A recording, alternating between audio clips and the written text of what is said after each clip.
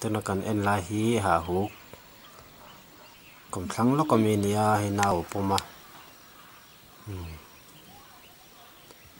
mà tự nhiên trang khăn nó cල් ngâm lo à tụi nãy tuần này hi nó cl lẽ tụi ram tàn turin à thằng đó khu nó bảo mà ngay là làm mấy rồi thế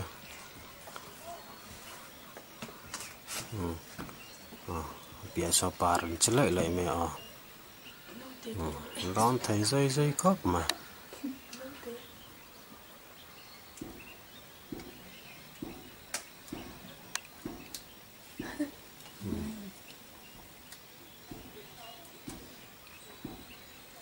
chút khỏi mấy bà đi tivi à hà hú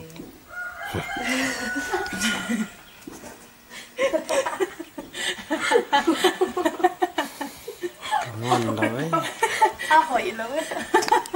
em không nghe tiếng Anh chân lại thì tuổi lắm mà nè hay còn sáng lúc anh nè và hôi cho sao va